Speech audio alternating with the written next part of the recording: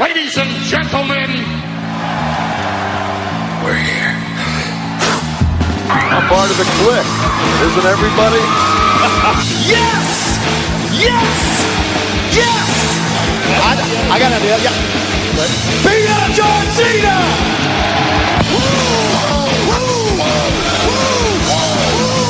Give me a hell yeah! Oh, a little bit of the bubbly. Too sweet! Here goes the mother! This is where the power lies! I am the man. We need if you can survive! It's showtime, folks! The following episode is scheduled for one fall, and it is for your listening pleasure. This is In The Kliq. What's up, everybody? Baby Hugh here, back at it for a very special episode of In The Kliq. And you all know I love MLW, Major League Wrestling. And on the line, by way of Zoom, I'm extremely excited to be talking to a member of one of the best factions in pro wrestling today, the Dynasty. He's also the master of Muscle Mountain and also the MLW National Openweight Champion, Alex Hammerstone. How's it going, Alex? It's going great. That was a pretty good intro as far as intros go. Thank you. I was practicing beforehand. Not only was I listening to a little Queens of the Stone Age to get amped up for this, but also, I was practicing my best. But I'm super excited to be talking to you. So much to talk about. First things first, man. MLW, Major League Wrestling, is coming back. Fusion, their big show. The restart is happening next Wednesday, November 18th. And there's multiple ways you can watch it. So, on Fubo Sports Network, that's going to be Wednesdays at 7:00, also on MLW's YouTube channel. So please subscribe there. Also 24/7 on DAZN. And also on Saturday nights, 10:00 on Bean Sports. So, I'm super excited. It's been, over 6 months since I think we've had new episodes of MLW Fusion. So first things first, man, just tell me, how excited are you to be back in an MLW ring? Man, like it almost doesn't feel like real when we're saying, "Oh, it's next week," like because it's felt so far off for so long. Mm-hmm. So to actually be back in business, doing our thing, it's great, and just the excitement and feedback from the fans has been incredible. So I just can't wait to get the ball back rolling. All of us are so ready to pick up where we left off. We're so hungry for it. So, I think we're going to jump right back into the fray and, be a product that people want to see. Yeah, absolutely. So, first question out of the gates, as far as the restart goes, who had the better tan, you or Richard Holiday? Well, I'm always going to lean to myself because, see, I tan more naturally red, whereas Holiday gets like this olivey brown color. Yeah. And it's just too different. It's apples and oranges, but I like the burnt gas station hot dog look. It's my thing. That being said, though, I freaked myself out because I was tanning, a couple weeks out from our first times filming, and I started. I had this spot on my back that like hurt and itched, and I can't see or reach. And then I'm like asking like my girlfriend, "What is this?" And she's like, "I don't know. It's a weird little spot." And I'm like, I freaked myself out. Like, I don't know if I have skin cancer. So I didn't tan like for weeks before the restart. So Holiday had quite an advantage in that respect, but I still think I got him.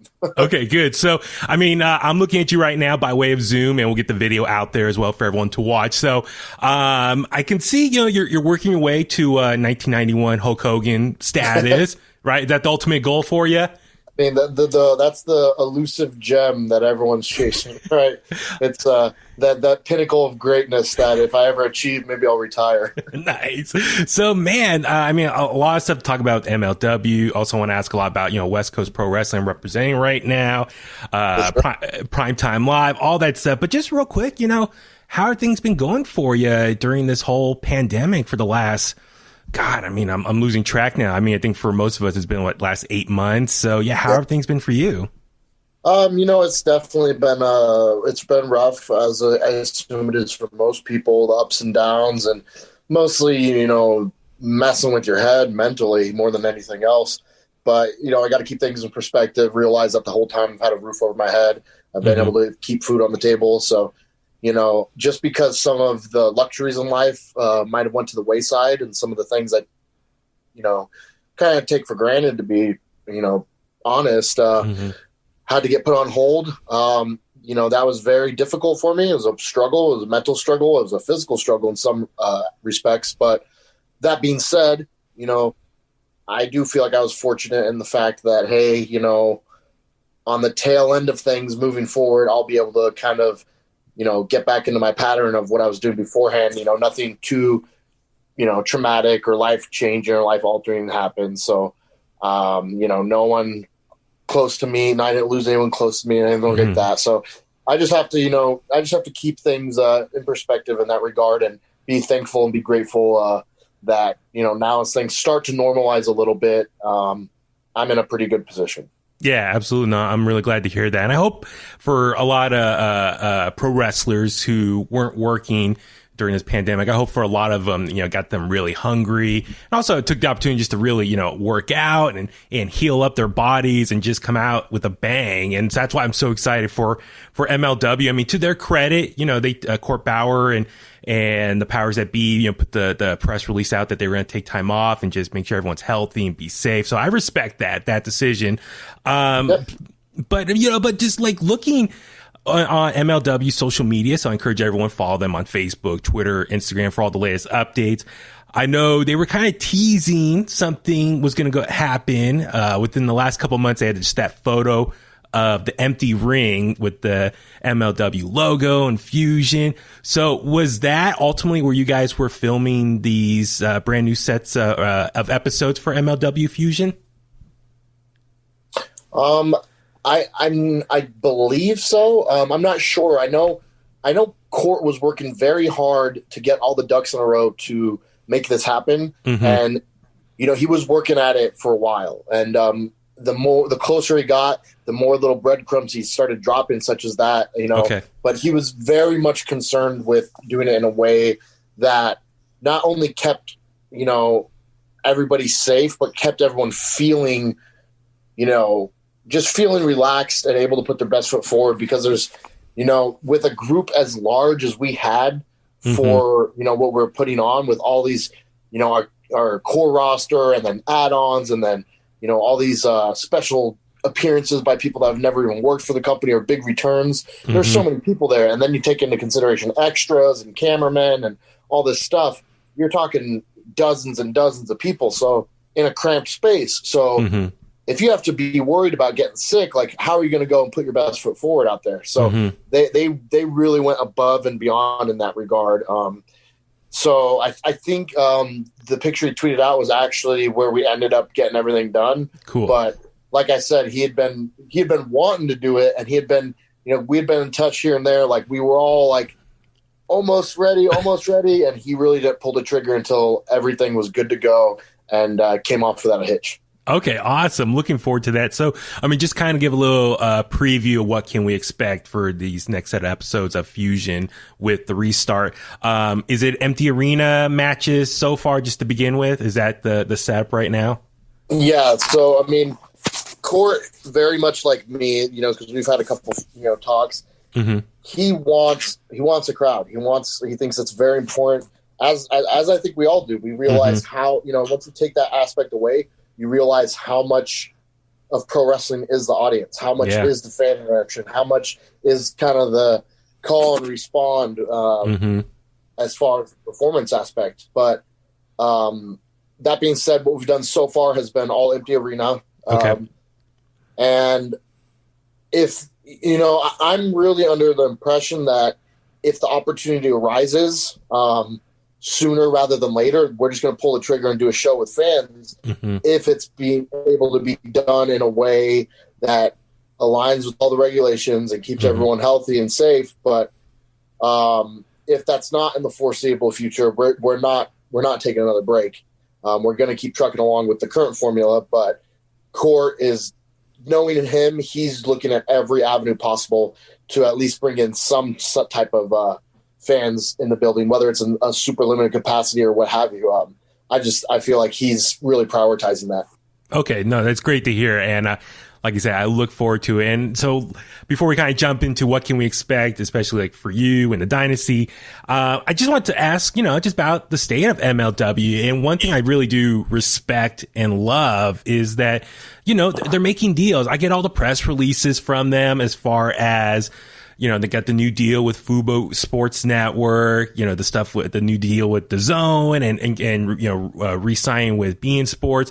So for you, just the state of MLW, that they're continuing to expand their presence out there for fans to consume. So it must be an exciting time for you to be part of the MLW roster in that sense. Yeah, it definitely is. Because like I said earlier, we're all ready to jump back in, and we all kind of have a chip on our shoulder, kind of being left in the wayside. So we all want to, come back in full speed ahead, hit the ground running. But it's just that much more motivation, that much more incentive, that little icing on the cake to know that not only are we jumping back into what we were doing before, now we're going to potentially have, hundreds, thousands more eyes on us. People that have never seen the product before now have an opportunity to, and it's really reassuring, because every time a deal was announced, there was almost like a little bit of backlash. Like people going, wait, does that mean I'm not going to be able to watch it here? Does that mean this? Does that mean that? But now with the official release of, all the ways you could watch the show, there's no, we're switching here instead of there. It's everything's in addition. So it's like, nope, we're just adding platforms. So if you can't watch it this way, you can watch it that way. If you can't watch it that way, you can watch it this other way. So there's really something for everybody, whether it's live TV, whether it's a streaming service, or whether it's just good old YouTube. You have a way to get to MLW, and it's going to be super accessible. Perhaps even the most accessible wrestling product in North America right now. Absolutely. And speaking of just the product, MLW itself is, for anyone who's listening right now and maybe doesn't know too much about MLW and its history, for me, the way I try to explain it, and I've said this to other guys from the roster I've talked to the Von Erichs, Brian Pillman Jr., even Richard Holiday himself a while back. I all told them that what I love about MLW is, hey, I'm a kid from the 90s. I grew up in the Attitude Era.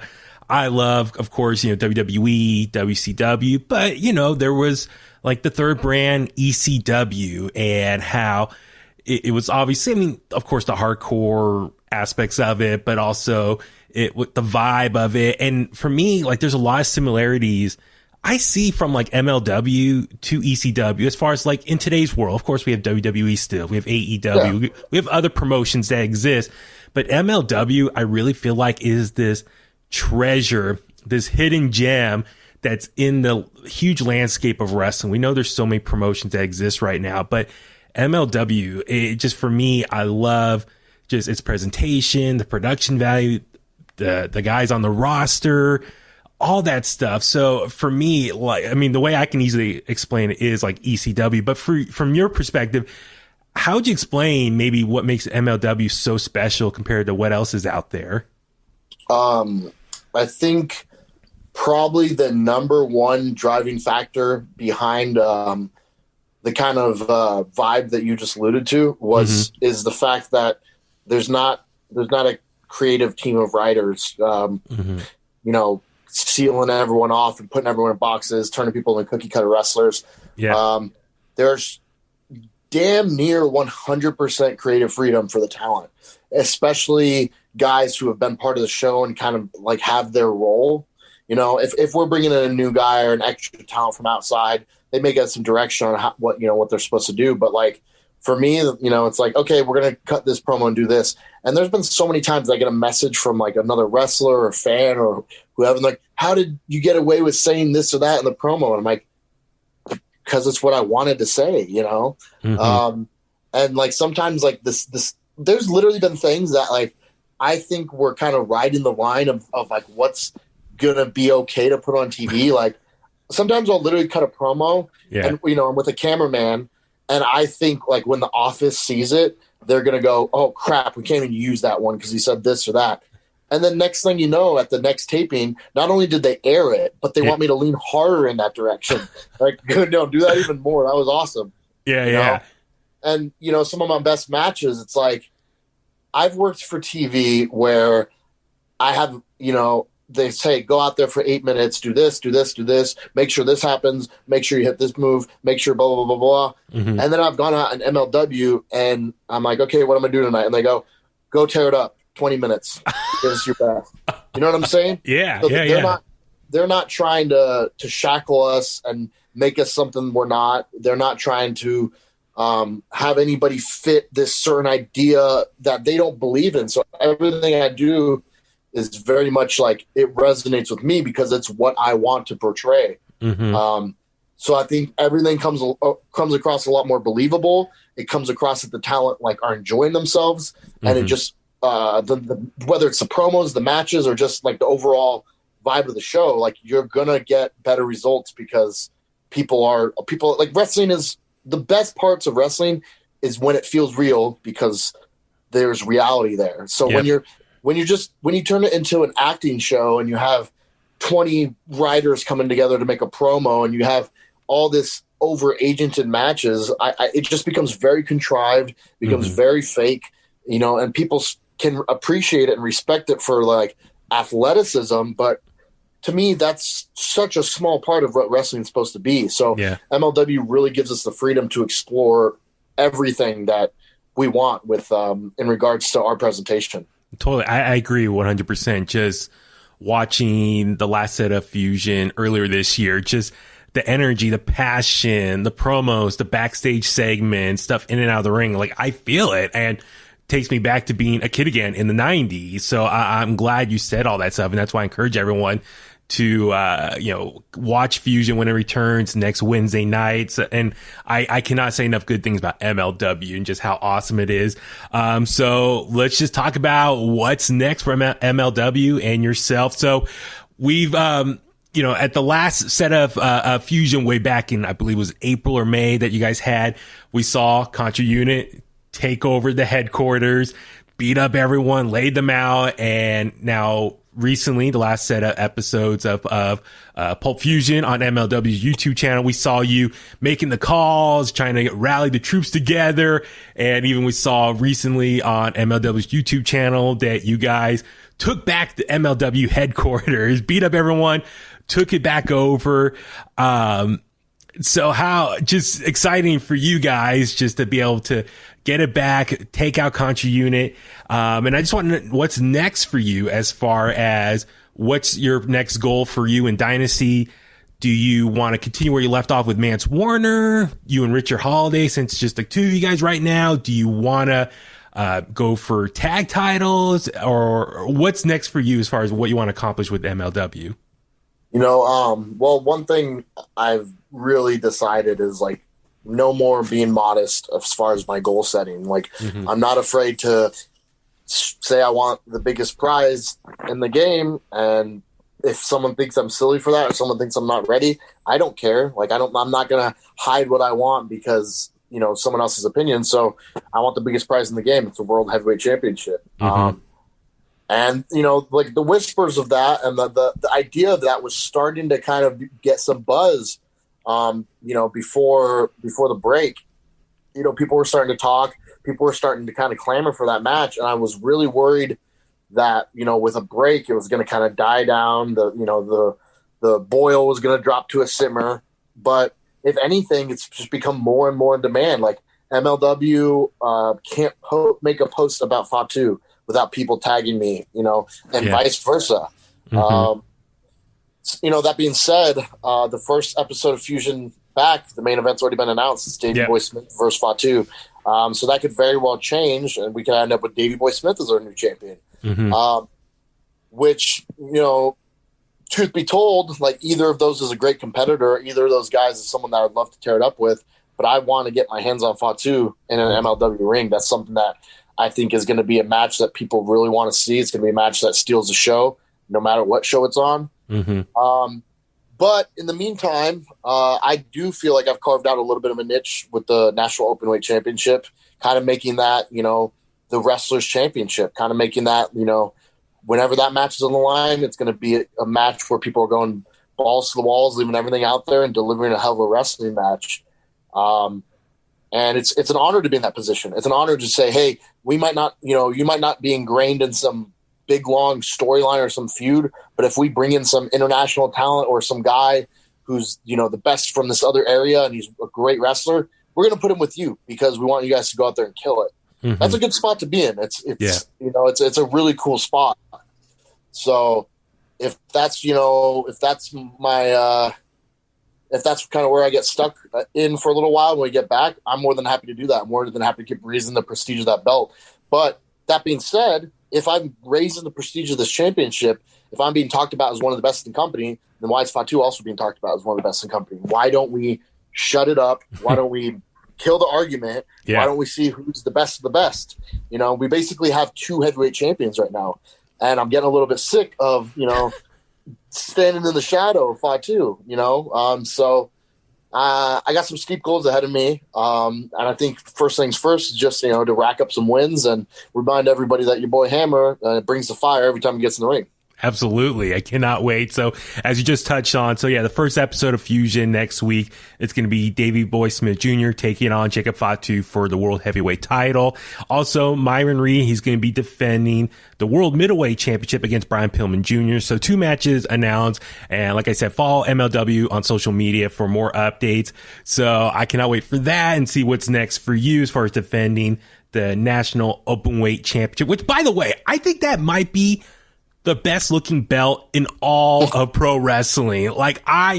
Whoever came up with the belt designs for MLW is a genius. I love your guys' your titles as far as their big gold circular plates. I mean, it's amazing. So with you walking around with that, with your title respectively, it's awesome. So, it's so cool.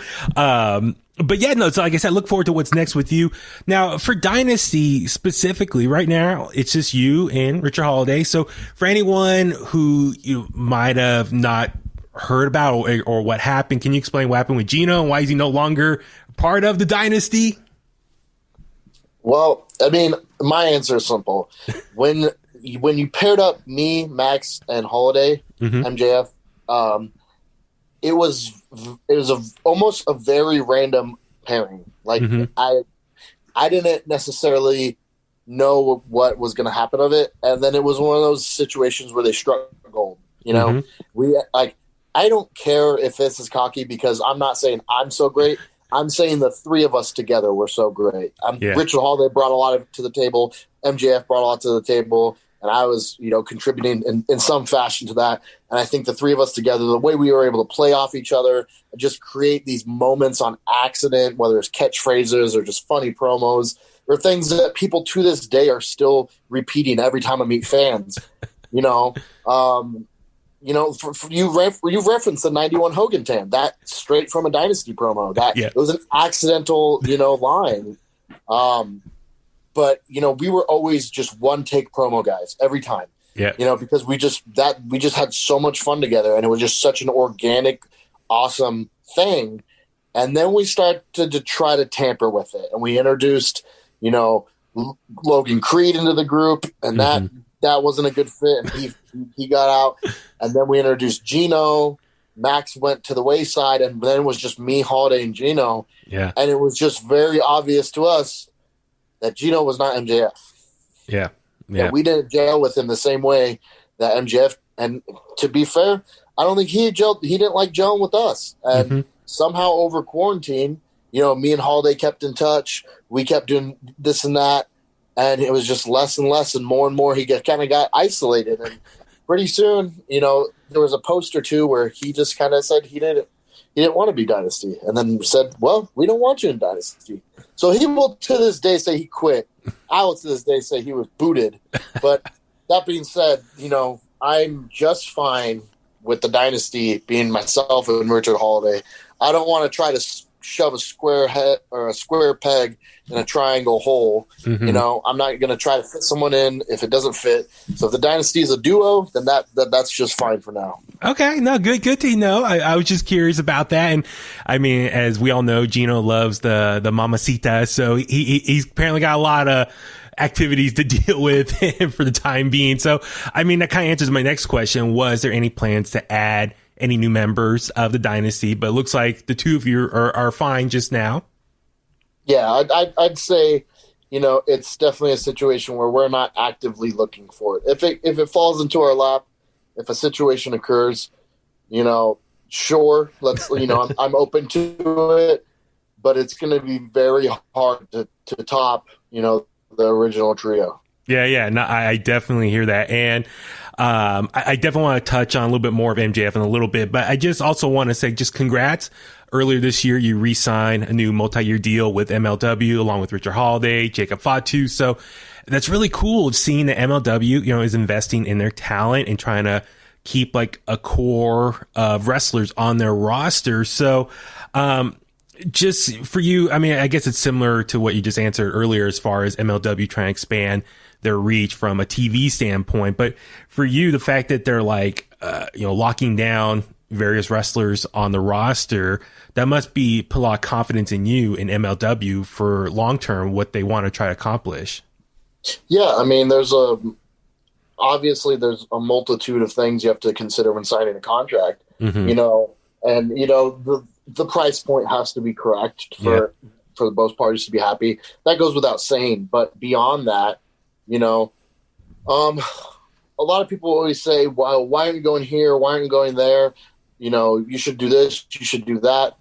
But what people don't realize is that basically every major company had given me a look at some point, and nobody gave me a job. And then when MLW gives me a job, they start featuring me.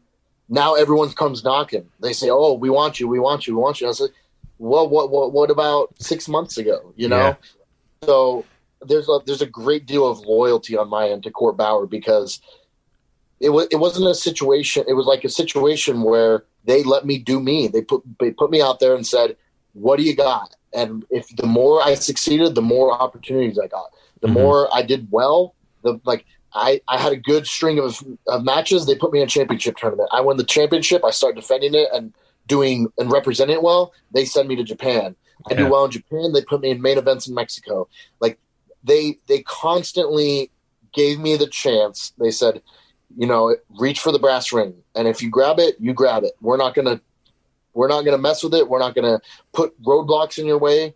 But if you can't keep up, you know, and that's what a lot of people don't realize. MLW signs a lot of guys, and there's like people on the, you know, internet who will talk about this and that and the other, about how, you know, this guy is stuck in an MLW contract that he doesn't want to be in. Yeah. Like, the guys who are stuck in contracts that they might not end up being happy with are the guys who are lazy, the guys who underperform, and the guys that honestly we don't want in a locker room. I think we've cleared it out. I think that's why the restart is so great. It's because I think we've got a core group of guys who all work their asses off, who all really fill a great role in the company. They want the company to succeed. They want themselves to succeed, and everyone's working their ass off. So, you know, MLW has always respected and appreciated the guys that put their work pants on, you know, and come and try to provide great wrestling and great content for the show. So every time they've thrown me a new opportunity, it's just, I have that much more respect for them. They have that much more respect for me, and it's a place that I want to be. You know, I don't want to, you know, get an extra zero on my paycheck, but be miserable with my job. Yeah. You know, I love what I do. I've never been happier wrestling than with MLW. And that's not me trying to kiss ass or be a company man.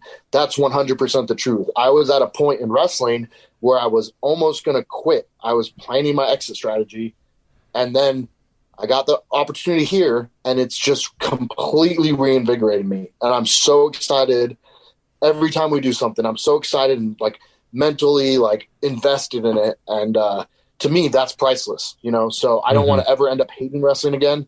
And I know MLW is just, for now, it's it's my home. It's the place I want to be, and I'm super happy. And as to your point, it's also very encouraging to see other people who I think are very, very valuable talents, such as Richard Holiday and Jacob Fatu, like two guys who are definitely stars and are just going to keep getting better. It's very, it's very encouraging to see those guys get locked up too, because I know, okay, not only am I here, but I'm surrounded by talent on that level, not caliber.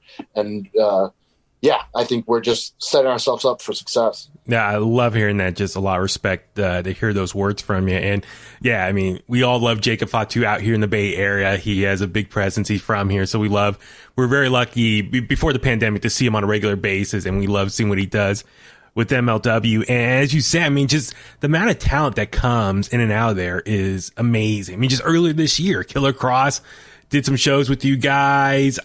Even I've seen the announcements for the restart. I mean, you're going to see guys like, TJP, ACH. I mean, there's a ton of guys. Leo Rush. I mean, God, there's so many people coming through that it's really going to be exciting to see what MLW has in store and what other talent that they can bring in, either long term or some handful of shows. I cannot wait. It's super exciting. But there's so much to talk about. I mean, we can go on about MLW. I just want to ask real quick. I mean, obviously the pandemic, as I mentioned earlier, Court Bauer, put things on hold for a while. A lot of guys were trying to do other things in the meantime to stay busy. You specifically, you did a couple appearances for United Wrestling Network's Primetime Live. Just your experience doing that. One of my best friends, Bimbo Jimbo, James Kincaid, he's one of the announcers there. So he got to see you in person wrestle, but I got to watch you on Fight TV. But yeah, just your experience finally, appearing in a ring for Primetime Live. It was a familiar experience just because mostly the guy spearheading that operation is Dave Marquez. And over the years, I've worked with him on and off for his Hollywood program, and then also the Championship Wrestling for Arizona program that he ran for. Or I think he's currently still running it. So I've worked with him here and there. So it was very familiar in that regard. It was, it was super fun. I feel like every wrestling show has been super fun because you get in these locker rooms and you're just seeing people you haven't seen in months, Yeah. All these friends who I have who are scattered across the country. It's just so great to see everybody.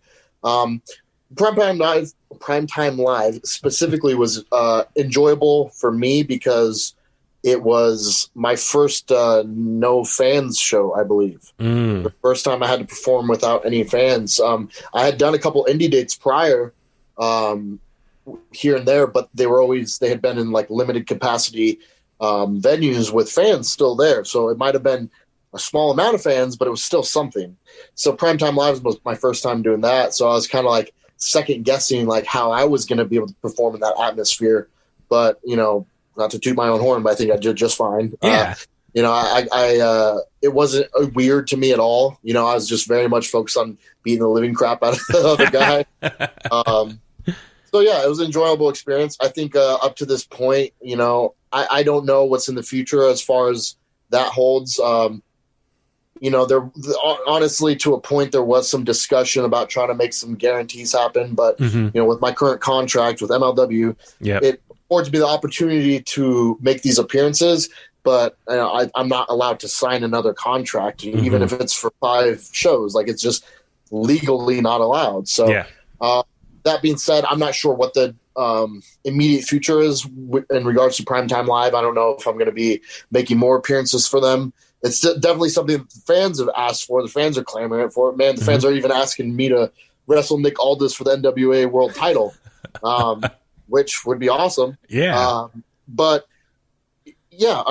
Anytime you get to put me in a wrestling ring with quality opponents, quality competition, I'm down. So okay, if it lines up with what I'm allowed to do contractually, I'm all for it. Cool. Well, and speaking of, cross promotions and stuff, I just want to ask, hey, listen, AEW, we've seen them work with, NWA. Even this past weekend at Full Gear, Don Callis from Impact Wrestling was there as a guest of Kenny Omega. So we've seen kind of this pandemic. I mean, other promotions work together, and I think that's cool. I think the fans just kind of geek out because I was talking with a friend of mine. I think we're so used to like every promotion is by themselves. They don't do anything, especially if you're a wrestling fan the last like 20 years. Like for example, WWE, they act like they're the only ones in their universe that exist. No other wrestling promotions outside of them exist in their world. So I think it's just really cool. As of late, we're seeing all these wrestling promotions crossover, guys appearing here and there and whatnot. So just kind of your thoughts on that in as far as pro wrestling goes in 2020. And would you like to see MLW get involved in that and do some crossover promotions, events with other wrestling companies? Yeah, I mean, like you said, it's cool because it's like, it's kind of silly to sit there and pretend that there's no other wrestling in the world, you know? Yeah. And to not like acknowledge where somebody came from, like when they wrestle on this show, it's like everyone knows that, everyone knows that, TJ Perkins is the first ever cruiserweight champion, but you're not allowed to talk about that because he's not wrestling at a WWE, it gets silly. So it's fun for the fans, especially the fans that tune into multiple, programs. That being said, something that's a hard truth is that when you get these relationships and these partnerships, there's typically one person reaping more of the benefit than the other, So, it's like earlier this year when, I was getting tagged freaking 30, 40 times a day in this, open challenge, from Cody Rhodes, because there was a clip of him saying, "Oh yeah, I've heard this Hammerstone guy," and people are like, "Oh, what are you going to show up on AEW?" It's like, I mean, well, first of all, obviously the contract situation, makes that issue, but it's like, with all due respect, I mean this by no means as an insult to anybody who took part in that, but I'm not so anxious just to be on a show or so to wrestle that I'm willing to do anything to diminish my presentation, because I got to keep in mind I'm representing MLW as their national openweight champion. So it's like, okay, like if you want to wrestle me, let's wrestle for this championship. Let's put the championships against each other. Let's both be presented as a champ, and and this is not an insult to that company or to anybody there. They don't want to do that. They want to bring in those guys to help their guys, which is just the way wrestling works, So that being said, like, if these opportunities come, arise in the future where, it's a good situation for everybody involved and, the boss man is, making it happen. Like I said earlier, I'm ready for any and all matches against any and all talent, preferably top dogs at top companies. Like, that's always going to be a cool thing.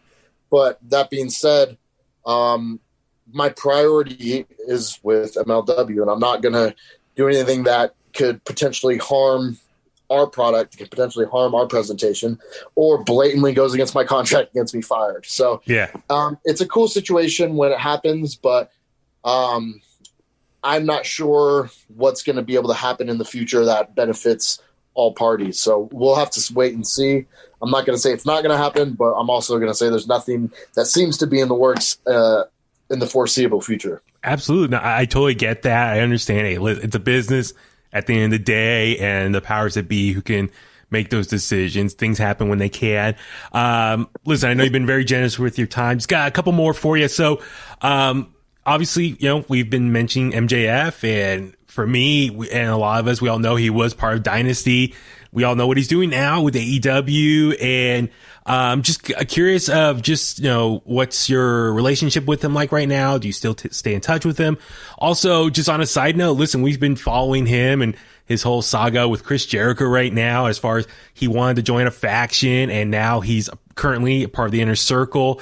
For me, when he cut that promo a while ago and said like he wants to be part of a faction in order to succeed, I mean, my gut reaction was like, dude, the Dynasty, he has the Dynasty. Like, the Dynasty should be here to help him out. So, listen, I know you just gave your previous answer about business and whatnot, but just curious, would there ever be a possibility of maybe Dynasty appearing on AEW in some capacity? I know we've seen guys do one-off appearances. I mean, is that something that's been discussed, or would you want the possibility of maybe that happening at some point?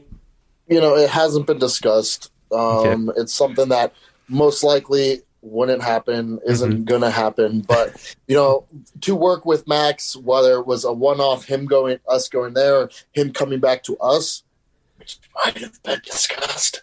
That it would be a joy because my overall opinion of him, as per your first question, is great. Like, I love that guy. I think he's phenomenal. I do still keep in touch with him here and there. I assume his phone is blowing up with people who think they're his friend all the time, or trying to get favors out of him. Hey brother, how do I get booked? Or hey brother, can you put in a word? So I try not to bother him. Okay. But whenever I want to get in touch, he's more than generous with his time. Cool. And he's just such a phenomenal talent. People will talk about his promo work all day, but I might argue that he's even better in the ring than he is on the mic, just because people don't understand how good he is in the ring. I knew from watching him, and I've known from watching him interact with people backstage just how smart he is. But then when I wrestled him myself, he's damn near flawless when he wrestles. So it's like people don't like people. It's just, it always cracks me up when I see Twitter like, oh, all he does is cut promos. He doesn't even know how to wrestle. I'm like, he's incredibly good in the ring. But yeah, I just have nothing but respect for him. I do hope, what, I don't know where it might be, but I do hope we can cross paths someday in the future, whether here or there or somewhere, to be decided. I just hope our careers aren't done intermingling, because he's just so much fun to work with, whether against him or side by side. Love hearing that. That's so cool. And fingers crossed one day we can see, maybe not necessarily the dynasty as labeling it as that, but in some capacity, you guys can be in the ring together at some point, doing something together down the road. That'd be so cool. Listen, real quick, I just, a lot of people who might be watching this right now, or just know you just from MLW only, here in the Bay Area, a lot of us know you as the current West Coast Pro Wrestling Champion. Awesome promotion. I'm representing right now. Got my t-shirt on. Just kind of touch on just your time so far working with West Coast Pro Wrestling, and just your thoughts on the whole wrestling scene here in the Bay Area and Northern California. Man, it's been a trip because, I've been there since the very beginning, the very first show. And a lot of times when you get hit up for a first time, like, hey, I'm starting a company. Like, so when I get hit up with this, I'm starting a company email, I don't even expect them to actually follow through and run the show. Like, I'm kind of a jerk. I'm not a jerk with those emails, but I'm very much like, okay, here's where you have to send my plane ticket. Here's where I have to send my money. And until I get those, I'm not going to consider this date booked. Okay. Just because if I booked all those dates that come my way in an email, I would have 40 shows a year that fall through and never happen. So they did. They sent me my ticket. They sent me my pay, and it was a little bit of a rocky start the first show, just because, just like anything else, you're going to run into unforeseen problems and unforeseen. But the one thing I do remember was talking to the promoter. He was very, dead set on making the success and navigating the landmines and figuring out how to run this successfully. And slowly but surely, this show started getting better and better and better. And we had a couple rough ones in the beginning before they got all the ducks in the row. And then, man, it got to a point where it was becoming one of those really awesome shows where people knew they were going to see really awesome cards. I've had some really fun, really good matches there, with Cage, right? Nick Gage? Yeah, dude. When you guys came flying by me into the crowd, that was so awesome. No, it's cool. Like I said, I want to give a shout out to Scott and the rest of his team for putting on West Coast Pro Wrestling. I mean, they're, I think, over a year old now. I mean, pre-pandemic. Yep. So, I mean, it's been so much fun, and I love the room that they perform in. I've never been to a PWG show down in SoCal, but he kind of explained to me he's kind of trying to mirror that a little bit up in Northern California and just bringing a top talent. And it's great. We get to see a lot of guys like yourself that we might not see elsewhere here in the Bay Area. So it's just so much cool. And I listen, I know you're big, musician, guitar player and whatnot. So I geeked out, and, I work at a rock station here in San Francisco. And so, dude, when I saw you for the first time and you came out to Queens of the Stone Age, Millionaire, I was like, dude, this is like, I'm standing there, I'm like, and hear Nick Oliveri's voice just screaming. I was like, dude, this is a badass theme song. So how'd you choose that? Well, I'm going to tell you that, and then I'm going to transition into something really cool. Okay. So I used to come out to this song by a group called Cell Dweller, which most people have never heard of. But, and then at the end of 2018 is when I kind of revamped my character. I cut my hair, I changed up my look, I changed my presentation.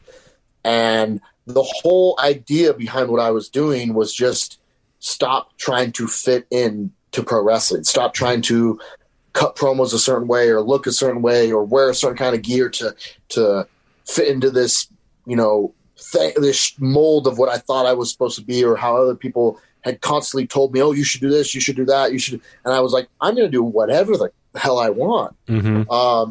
And I was like trying to come up with the music that fit that. And then, and I had like some songs picked out that were nothing like Millionaire. And then it hit me that I was contradicting myself. I was trying to present this character who just did whatever he wanted, but I was trying to find the perfect music to fit that. I'm like, no, the perfect music is whatever the hell I want. Like the perfect music is cool music that is going to get me amped to go to the ring. So I literally picked that was like the song that was just my pre-workout, or not my pre-workout, but like my go-to workout song during that whole like transition period.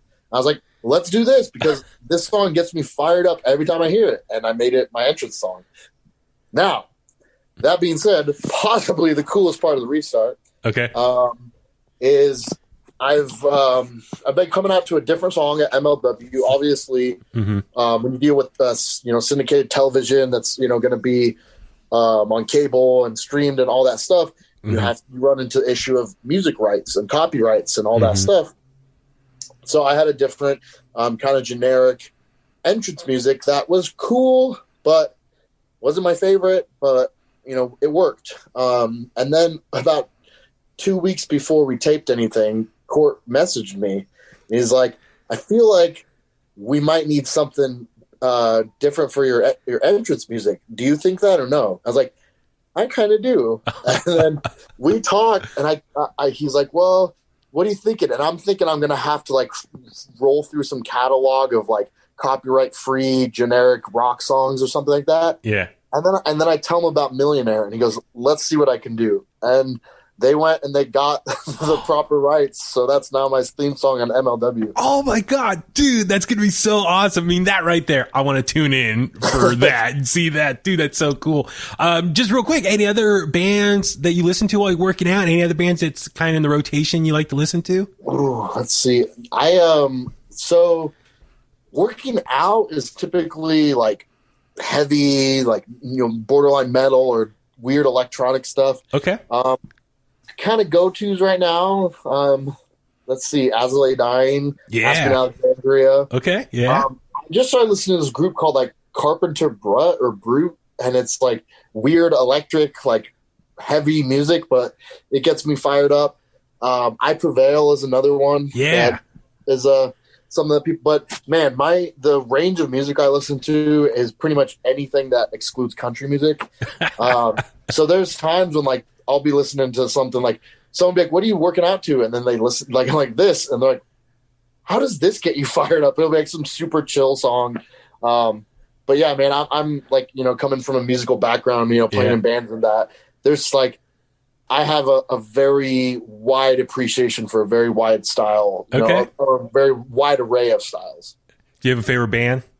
The Strokes. Really? Awesome. Yeah. Okay.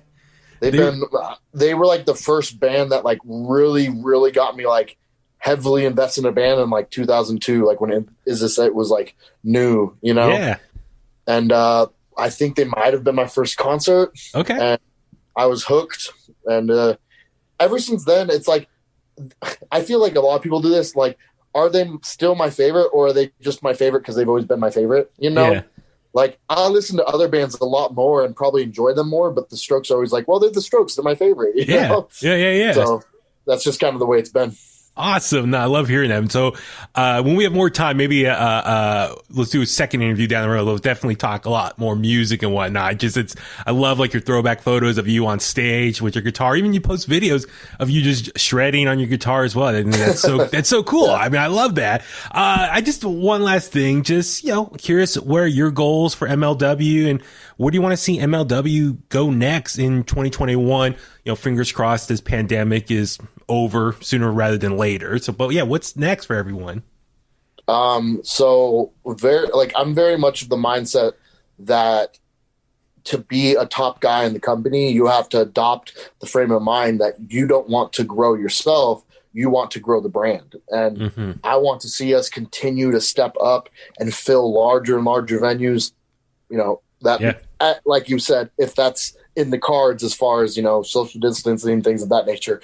I definitely want to see us put on another pay-per-view, if not multiple pay-per-views next year, because, our pay-per-view was that was like a best show we ever did. And I think it's like something to do with that extra pressure just fires everybody up.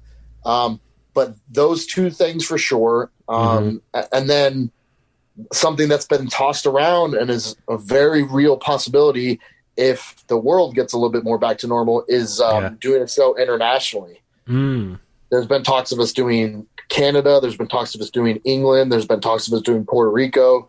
Obviously we did Mexico.